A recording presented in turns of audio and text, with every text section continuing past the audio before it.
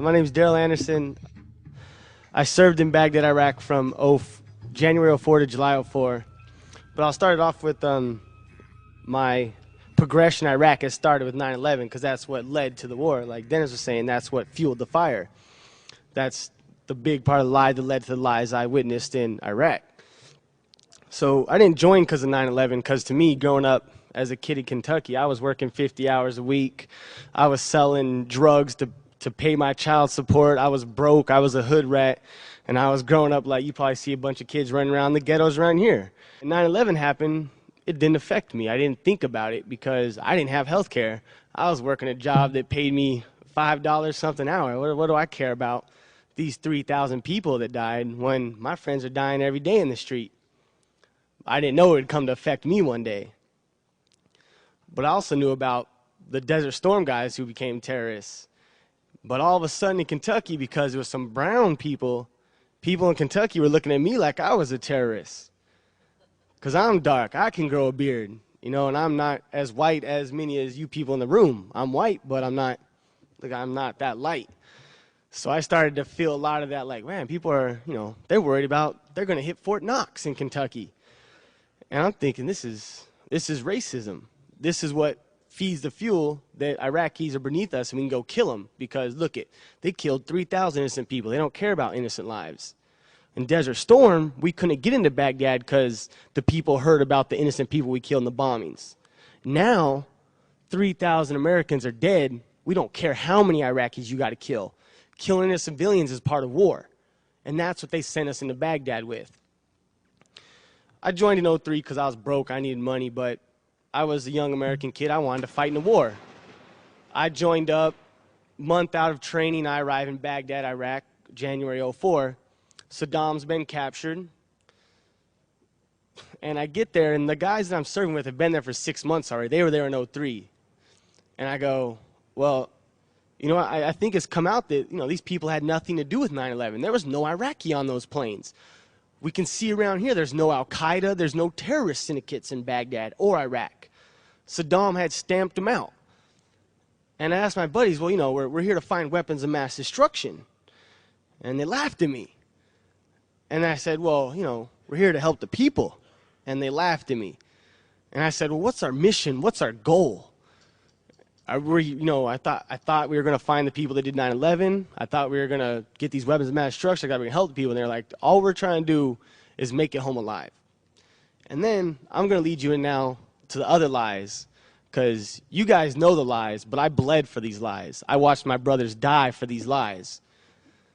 People had lost people in 9/11. 1, 2, family. I lost many of my friends and brothers. And I lost part of me for the stuff I did in Iraq.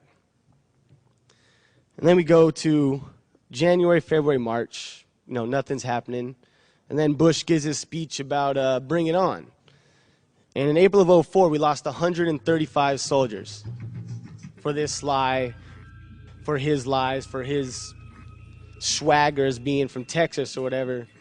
And the more soldiers we lost, the more our procedures changed. Which leads into escalation. 9/11, we can go kill people now. We lost 135 guys. We can kill people now. We were ordered and fired upon, hunker down, radio, wait for orders to return fire. In April, they told us in a crowded area, if one person shoots at you, kill everybody. Because they're letting them attack you.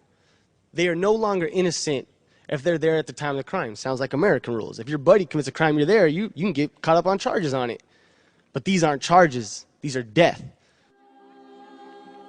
We're killing people because they're there when someone else attacked us, because we believe that if we kill enough innocent people, they'll stop the people from attacking us.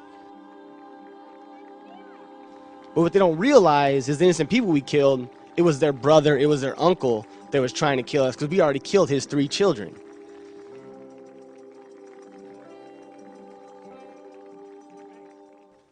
You roll into Baghdad, every single big apartment building is blown up.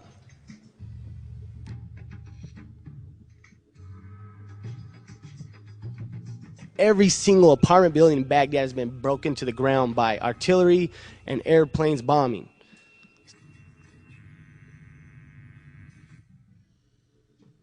You cannot meet someone in Iraq who has not lost a family member. Could you imagine what we had done in America if in 9/11 everybody in America lost a family member? What would we be doing? Would we be talking about war? No, we'd be in the streets with weapons. And so people talk about, oh, these people killing American soldiers in Iraq, they're terrorists. Not terrorists, they're wearing sandals. And they got an AK. And they got 14-year-old boys building bombs to kill these American soldiers because we've killed their family.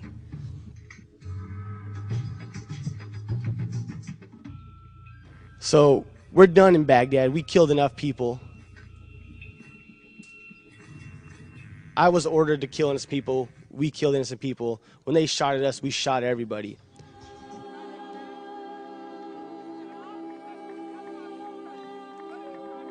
We were done, you know.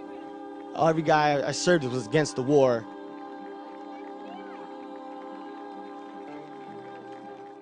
We believed 9/11 was a lie. This is in 2004. Every soldier served us believed 9/11 was a lie. We thought the people would expose the lie, know the war's a lie, and bring us home. I got friends that are there in Baghdad in 2007 on their third tour, 3 years in Iraq. And we're talking about it still when people are dying. We go down to Najaf on the way out because we get extended. You did a year, you can't go home yet, you got to go to Najaf. And we shoot hundreds of artillery rounds into downtown Najaf. Areas that we couldn't shoot at before because they were religious places. But just like 9/11, the more soldiers they killed, the more we could do. It's all escalation. They've been escalating this war since 1990.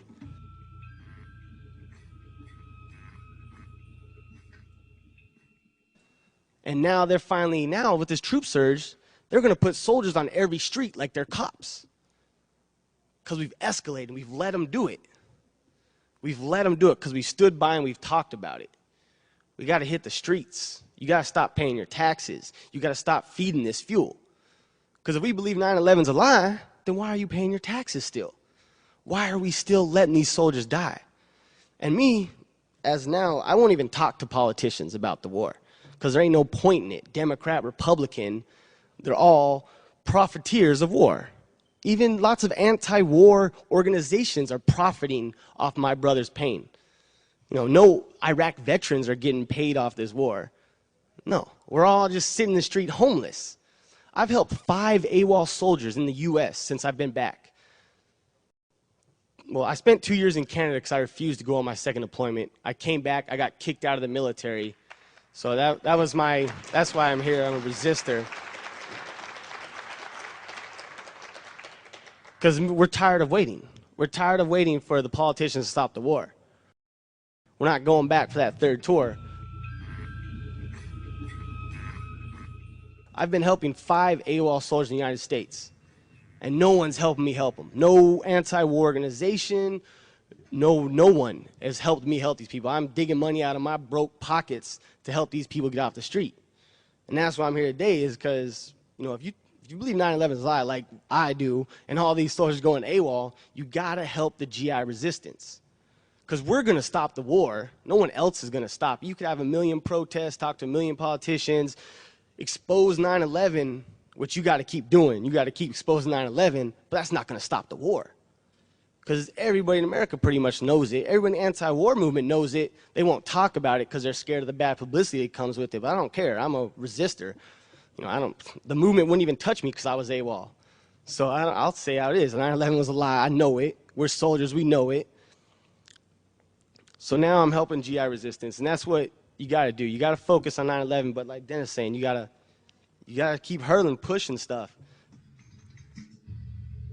There's 10,000 AWOL soldiers in the U.S. right now. There's a couple hundred in Canada, and they're starving, and we're dying because we believe what you people are telling us. You know, you owe it to us to help us. All these Iraq veterans are dying because no one's helping us get with the PTSD. No one's helping the soldiers. No one's supporting us. They just keep sending us back to war.